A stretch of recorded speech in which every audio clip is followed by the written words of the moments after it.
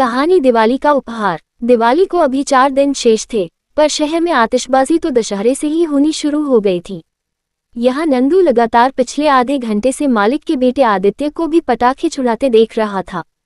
कभी वह अनार जलाता तो कभी रॉकेट। नंदू उसकी आतिशबाजी देखकर उछल उछल कर ताली बजाता तो मालिक उसे दया भाव से देख लेते। नंदू के पिता रामकिशन आदित्य के यहाँ सालों से काम करते थे। आदित्य के पिता हर दिवाली नंदू और उसके पिता को कुछ न कुछ विशेष उपहार जरूर देते थे।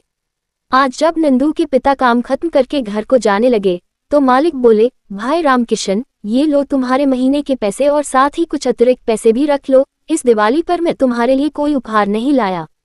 इस बार तुम अपनी जरूरत के हिसाब से अपने मन का सामान ले लेना जी मालिक। कहता हुआ रामकिशन अपने बेटे नंदू के साथ घर चलने को हुआ तो मालिक ने उसके बेटे नंदू को रोकते हुए कहा, रामकिशन तुम घर जाओ, नंदू को उसके मन का कुछ दिलाकर हम उसे बाद में घर छोड़ देंगे। तभी नंदू के पिता हामी भरते हुए वहां से चले गए। कुछ देर बाद मालिक अपने बेटे के साथ नंदू को लेकर कार से चल दिए।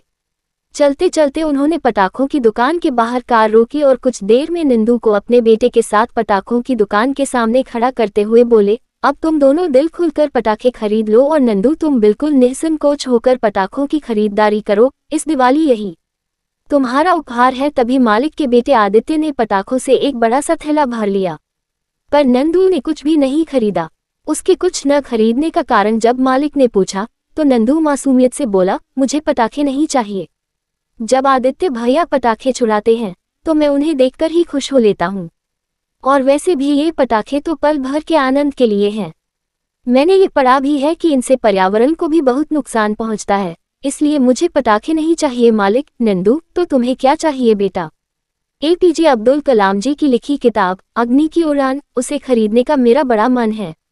मेरे पास कुछ पैसे हैं, बाबा थोड़ा और देंगे तो मैं उस किताब को खरीद लूंगा। मालिक कुछ कहते इसके पहले ही आदित्य ने अपने थैले की पटाखे कम कराते हुए कहा, पापा इस दिवाली मैं थोड़े कम पटाखे छुड़ा लूंगा।